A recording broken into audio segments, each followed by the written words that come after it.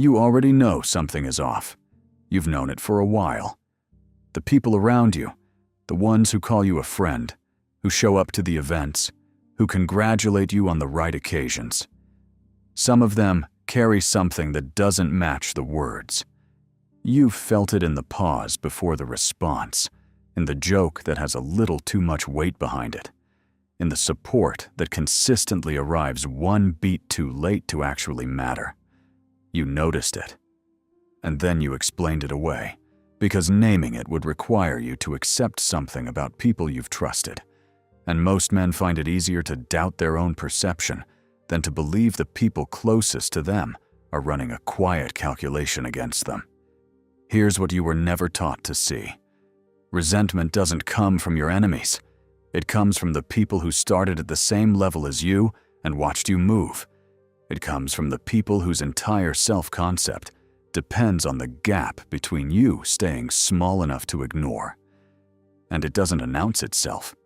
It translates itself into concern, into humor, into skepticism that sounds reasonable, because the person carrying it has already convinced themselves it is. Machiavelli spent his career watching this mechanism operate at every level of power. What he documented isn't a theory. It's a pattern that hasn't changed in 500 years, because the human animal hasn't changed. What follows is the mechanism, how resentment forms, how it hides, what your behavior signals to the people carrying it, and what the aware man does with that information. Most people confuse resentment with hatred. They're not the same thing, and the difference matters. Hatred has an object. It knows what it is. It traces back to a specific wound, a specific act, a specific moment where something was done. Resentment is more complex.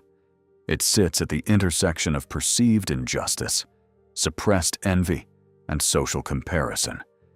And it does not feel, to the person experiencing it, like a moral failure. It feels like criticism. It feels like concern. It feels like reasonable skepticism. That internal disguise is what makes it operate so effectively. The person carrying it has almost always rationalized it into something that requires no self-examination. Leon Festinger's social comparison theory, developed in 1954, established something that holds under every condition it's been tested in. Humans determine their own worth not against an absolute standard, but against the people immediately around them. Not celebrities, not historical figures. The person in the same building, the same industry, the same circle. Proximity is the variable that makes comparison feel relevant. When someone across the country achieves something you wanted, it barely registers. When the person who started exactly where you did does, something entirely different activates. The comparison feels actionable, personal, evidence of something. Resentment is almost always local. It comes from people close enough that your progress makes their position visible in a new and unflattering light. Distance dissolves the threat. Proximity keeps it alive. When you begin to move, not loudly, not dramatically, just consistently ahead of where you were, the people around you don't consciously decide to resent you. The response is more primitive than that. Their mind registers a status shift. Something that was roughly level has become uneven. That unevenness forces a comparison they didn't invite and can't comfortably dismiss. The psychological term for what follows is cognitive dissonance.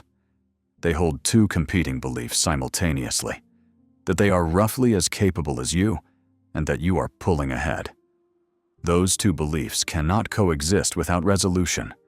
The resolution almost never comes through accelerated action.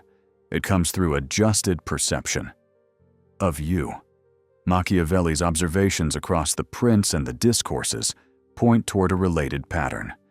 He wrote in The Prince that injuries absorbed all at once become less tasted over time. People adjust and move on. What sustains grievance is harm that keeps pointing at a specific source, rather than dissolving into circumstance. Applied to comparison-driven resentment, this implies something important. Unlike adversity that gets attributed to bad luck or timing, resentment doesn't fade. The mind that cannot explain a gap through fortune has to explain it another way. And the explanations it lands on almost always shift the problem away from the self and toward you. That internal adjustment from, "I haven't moved," to, "They've taken something I was owed," is the engine of durable resentment. The other component that makes it persist is suppression. People who feel threatened by your progress are rarely in a context where expressing that threat is socially acceptable. You don't tell your colleague you resent their promotion. You don't tell your old friend you resent that they built what they said they would. The feeling gets compressed. It goes underground. And suppressed emotional states don't dissipate. They find expression through whatever channels remain available. Skepticism about your decisions, humor with edges, concern that arrives precisely at the moments it decelerates rather than supports, availability that contracts at exactly the points where your momentum peaks. This is the architecture, triggered by proximity, sustained by comparison, hidden by social constraint, and almost never visible to the person carrying it, because the person carrying it has successfully reframed it as something more defensible, something that sounds, even to themselves, like concern rather than competition, like honesty rather than threat management, like care rather than the quiet work of keeping you close enough to feel the distance. Not all success triggers resentment equally. There are specific conditions that accelerate it, circumstances that make the comparison harder to absorb and the suppression harder to maintain. The first trigger is progress without visible suffering. When someone advances and the people around them can clearly see the cost, the hours, the setbacks, the failures that preceded the turn, there's a framework available for absorbing the gap. They worked harder than I did. That's uncomfortable, but it gives the observer a narrative that doesn't require revising their assessment of their own potential. What short-circuits that narrative is progress that looks effortless. When someone moves ahead without the visible markers of struggle that would justify the distance, the resentment isn't about the success. It's about the absence of a story that makes the success understandable without threatening the observer. If they can't point to exceptional sacrifice, they have to point to something else. And what they point to is rarely generous. The second trigger is departure from the shared ceiling. Every social group, every workplace, every circle of people who came up together operates with an implicit limit on how high any individual should rise before it breaks the equilibrium of the group. This ceiling is never stated. It exists in behavior, in who gets celebrated and who gets subtly managed back into place, in what kinds of ambition the group finds inspiring versus threatening. The moment someone consistently exceeds that limit, they've broken an unspoken arrangement. The resentment that follows isn't personal. It's regulatory. The group is attempting, through pressure dressed as concern or humor or skepticism, to restore the level everyone implicitly understood. The third trigger is acquiring something the resentful person wanted. Not necessarily the same object. The mechanism operates on category, not specifics. They wanted professional respect. You earned it. They wanted financial space. You built it. They wanted a version of their life that looked a certain way. Yours does. The comparison isn't logical. What you have and what they want may not be the same thing at all. But the category of possession activates the same response. This is why resentment from people who've known you longest is the most layered. They watched you want things. They watched the wanting. Now they're watching the having. The fourth trigger is silence. This one is counterintuitive. The instinct is that saying less removes the material available for comparison and therefore reduces the resentment. In practice, opacity often intensifies it because silence reads as deliberate. When you stop explaining yourself, stop sharing your thinking, stop seeking validation for your decisions, people who are accustomed to that access experience something being withdrawn, and the interpretation they land on is rarely neutral. They read your opacity as a statement about how you now regard them as no longer worth explaining to. That interpretation breeds its own resentment, separate from the status comparison, and personal in a way the status comparison is not. The fifth trigger is consistency, not a single achievement, the pattern of continued movement over time. One success can be attributed to luck, circumstances, timing, help from the right person. The attribution keeps it from threatening, but someone who keeps producing results month after month cannot be explained away. The comparison becomes impossible to redirect, and the resentment that accumulates around consistency is the most durable kind, because it's not a reaction to an event. It's a reaction to evidence that the gap is real and permanent. If you felt the room change after a win you didn't announce, leave that in the comments. You already know what this mechanism looks like in practice. The reason resentment is so difficult to identify accurately is that it almost never presents as what it is. People who carry it are not, in most cases, consciously aware that what they're experiencing meets that description. And even those who are aware have strong social incentives to disguise it, from you and from themselves. There is a body of research in social psychology that maps this directly. When a close associate outperforms you in a domain that's personally relevant to your self-concept, the threat to self-evaluation is acute. The psychologist Abraham Tesser spent years documenting what the mind does to resolve that threat, and his findings are not what most people expect. The mind moves through one of three routes. It distances from the person, creating psychological space that makes the comparison feel less immediate. It reduces the perceived importance of the domain, quietly deciding that what you've succeeded at doesn't actually matter that much. Or it works to undermine the performance itself. Through derogation, through attributing your success to luck or circumstance, through the subtle introduction of doubt into how others perceive what you've achieved. That third route is the one that concerns us, because derogation doesn't show up as derogation. It shows up as concern, as humor, as skepticism. It wears the costume of care. The most common translation is concern. I just want to make sure you've thought this through. I worry you're moving too fast. Are you sure this is the right moment? The questions sound protective. They may even feel protective to the person asking them. But look at the timing. Concern that arrives reliably at your moments of forward movement and goes quiet when you're static is not concern. It's friction applied precisely where friction does the most damage. The function isn't protection, it's deceleration. The second translation is humor. Jokes with a target. Observations about your choices framed as teasing that carry a payload beneath the lightness. The social genius of this is that it creates a double bind. If you respond seriously, you've overreacted to a joke, and the social cost falls on you. If you absorb it without response, the content lands. The joke format makes the message undeniable while making the messenger unaccountable. It's one of the most effective tools available for applying sustained pressure without ever having to take responsibility for it.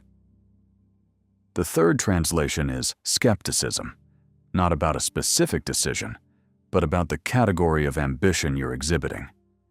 That sounds risky. Most people who try that don't make it. Have you really thought about what happens if it doesn't work? The framing sounds rational. It positions the skeptic as the clear-eyed realist in the room, the one protecting you from yourself.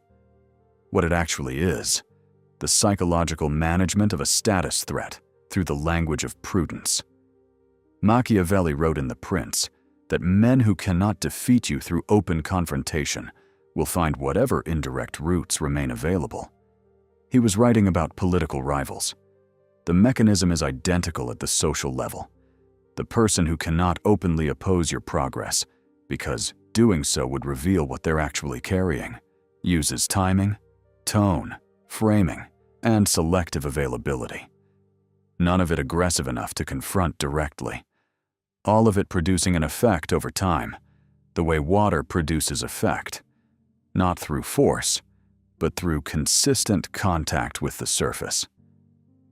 The signal to read is not what is said, but what is consistent. A single skeptical comment means nothing. A pattern of skeptical comments that clusters around your moments of movement is information. Concern that activates when you're advancing and disappears when you're static is information. Humor that targets the specific areas where you've advanced repeatedly over time. That is information. Train yourself to read patterns rather than individual moments, and the picture becomes very clear, very quickly. There is a set of behaviors that accelerates resentment, not because they're wrong in themselves, but because of what they communicate to the people around you about how much leverage they still have. When you over-explain a win, something specific happens in the minds of the people listening. The explanation itself becomes data. It tells them you still need their understanding of how you got there, which means you still need them. And a man who needs your understanding of his success is a man who hasn't fully internalized the distance between you. That's the tell. Not what you say, that you felt compelled to say anything.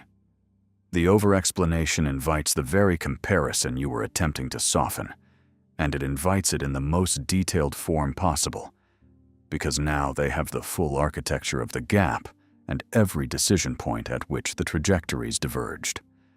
They can see not just where you are, but exactly where the paths separated. You made the comparison more specific in an attempt to make it less threatening.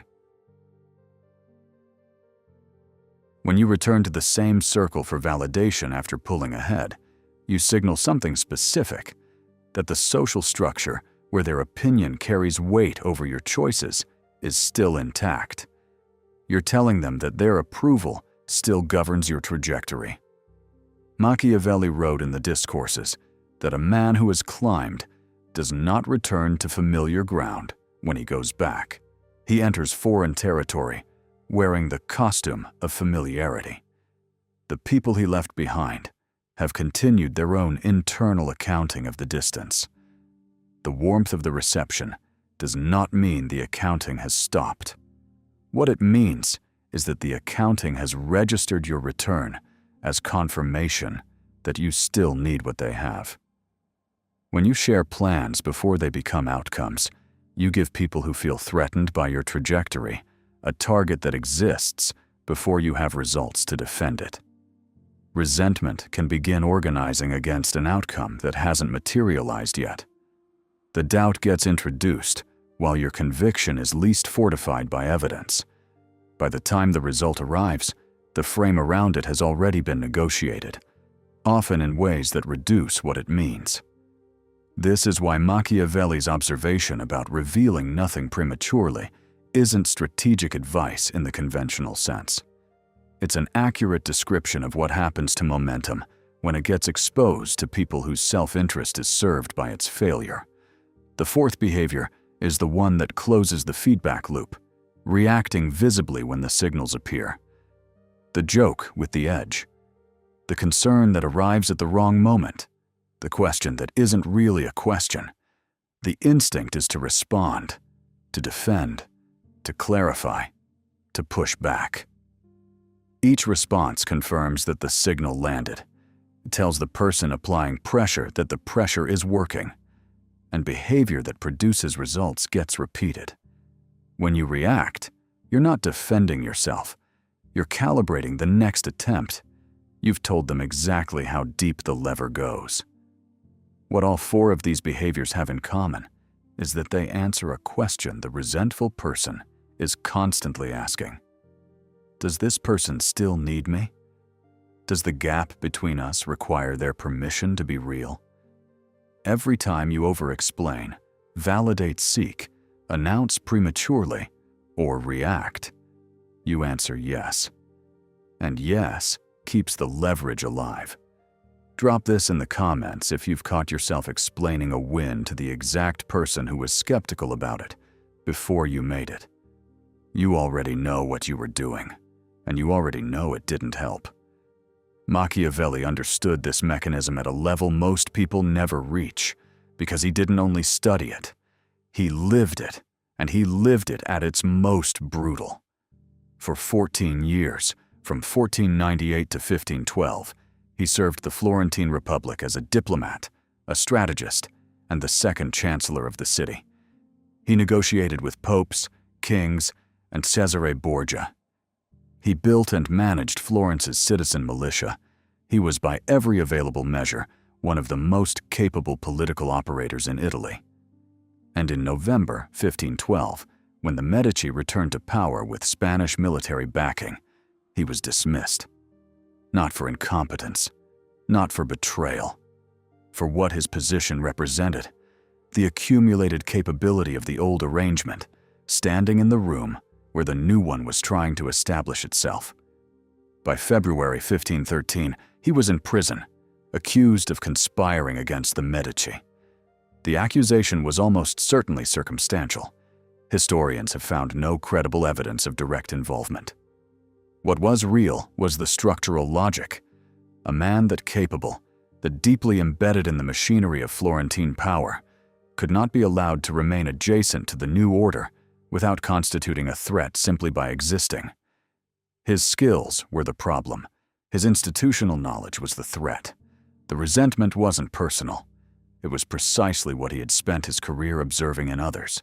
The predictable response of people whose position is threatened by the proximity of someone whose capabilities imply the comparison. You don't have to do anything to trigger it.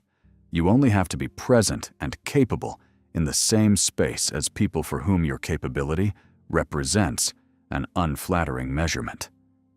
He was released in March 1513, exiled to his farm at Sant'Andrea in Percusina, and prohibited from entering the city. It was in that exile, stripped of the position he had built, living under the very dynamic he had spent years analyzing, that he wrote The Prince. What Machiavelli understood from both observation and experience is the distinction the script has been building toward. He wrote in The Prince that those who benefited from the previous arrangement will oppose the new order with energy, while those who stand to gain from it will support it only tentatively, because men believe in new things only when they have experienced them long enough to trust them. The resentment of the previously adjacent is not personal. It is structural. It doesn't depend on how you behave toward them. It depends on what your position represents relative to where they stand. This is the diagnostic shift most people never make. They interpret resentment as feedback about conduct. If I handle my success differently, if I'm more careful about how I present it, the resentment will resolve. Machiavelli's analysis, confirmed by his own experience, suggests otherwise. The resentment isn't a response to how you got here. It's a response to the fact that you're here. Adjusting behavior to accommodate it doesn't reduce the resentment. It confirms that the leverage is still working. The man who has no one in his proximity who resents him has not moved. Resentment from adjacent people is not evidence that something went wrong. It is confirmation that something went right, and that the people closest to your trajectory are registering the distance. The goal is not to eliminate resentment. That is not achievable, and attempting it creates the more serious problem, calibrating your behavior around the emotional states of people whose resentment is a function of your progress rather than your conduct. That calibration is how men shrink themselves to fit the tolerance of people who never intended to expand their own. The goal is to stop feeding it the signals it needs to sustain itself, and to stop giving it the leverage points it needs to affect your trajectory. The first position is opacity over transparency. Not secrecy, opacity. Secrecy is about hiding things. Opacity is about discipline over what becomes visible and when. Outcomes are visible when they're complete. Process stays private. What you've achieved becomes known through evidence. How you got there, what you're planning next, what the internal experience of the climb looked like, that stays compressed. Machiavelli wrote about the fox and the lion. The lion confronts force. The fox recognizes traps.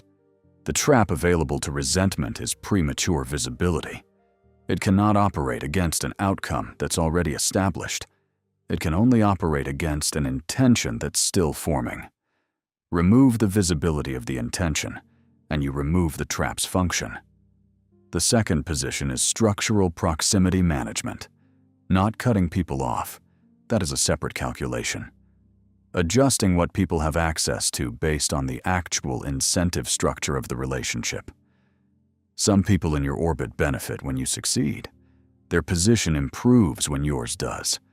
These are the people whose access should be protected. Most people are not in this category, not because they're malicious, but because the incentive structure of the relationship doesn't make your success useful to them. Managing proximity according to incentive structure rather than sentiment is not coldness. It's accuracy. Machiavelli's principle of selective alliance runs through everything he wrote. Relationships are not equivalent. They have different architectures, different incentive structures, and different implications for what gets shared and when. The man who treats all relationships as equivalent, giving the same access to people whose interests conflict with his trajectory as to people whose interests align with it, is distributing the architecture of his own ambition to people who have every reason to undermine it. The third position is non-reactivity. When the signals appear, and they will, the instinct is to respond, to defend, to clarify, to demonstrate that the point hasn't landed. Each of those responses does the opposite of what's intended. It confirms that the point has landed. Silence in response to a probe is not passivity. It is the removal of the confirmation the probe was designed to elicit. When the probe stops producing a reaction worth producing, it stops being deployed. This is harder in practice than in description. The resentment signals are often delivered through channels that carry social pressure to respond. A joke in a group, a question in a meeting, a comment from someone whose opinion you've historically weighted heavily. The pressure to respond is social, not logical. And social pressure is harder to resist than logical pressure, because it doesn't announce itself as pressure. It feels like normal interaction, like the expected response to what was just said. Recognizing the distinction between social expectation and genuine necessity is what makes non-reactivity possible. Most people never make that distinction, which is why most people stay readable. The man who cannot be provoked into revealing his position cannot be calibrated against. And a person who cannot calibrate against you has lost the most effective tool they had. The fourth position is the one most people never reach, because they're still trying to manage the resentment rather than outgrow the geography where it operates. The people who resent you most acutely are within a social range where the comparison still feels immediate and threatening. The most effective long-term response is not management. It is movement, sustained, consistent movement, far enough that the comparison loses its felt relevance. Not because the people stop comparing. They don't. But because the distance becomes too large for the comparison to feel actionable. Resentment without a viable target eventually collapses into something passive, into the grudging recognition that the distance is simply real. Machiavelli wrote about fortune as a river. When it floods, those who built barriers in advance are protected, while those who scramble for high ground in the moment are not. The strategic position is to be far enough upstream that the flood never reaches you. Distance, accumulated through consistent movement over time, is what ultimately disrupts the comparison mechanism at its root. Write this somewhere, you'll look at it again. The resentment of proximate people is not a problem with your behavior. It is a measurement of your movement. Machiavelli spent 14 years building something, watched it disappear in a season, was imprisoned for the capabilities he'd spent a career developing, and in the silence that followed, exiled from the city he'd served, prohibited from the work he understood better than almost anyone alive. He wrote the most precise analysis of power ever produced. Not despite the resentment that put him there, because of what it taught him to see. The mechanism this video has been describing is not new. It ran through Renaissance Florence the same way it runs through every office, every social circle, every group of people who started at the same level and watched one of them begin to move. The names change, the stakes change, the architecture doesn't. And the man who learns to read the architecture stops being confused by the behavior it produces. He stops taking the concern personally. He stops explaining himself to the skepticism. He stops reacting to the friction. He sees the mechanism for what it is, a measurement instrument, not a verdict, and he uses the reading to understand the map around him rather than to question the direction he's moving. What Machiavelli understood, what his own experience confirmed in the most direct way possible, is that the resentment of adjacent people is the structural cost of becoming something they can no longer categorize. It is not feedback. It is not a problem to solve through better behavior or more careful presentation. It is the predictable response of people for whom your trajectory has become a threat to their self-concept. And the only resolution that actually works is to move far enough that the concept of comparison begins to feel absurd. The final thing to understand is this: resentment is not directed at who you are. It is directed at what you represent. And what you represent is the evidence that the ceiling they stopped pushing against was never structural. It was chosen. That is not something you manage your way out of. It is something you continue to demonstrate,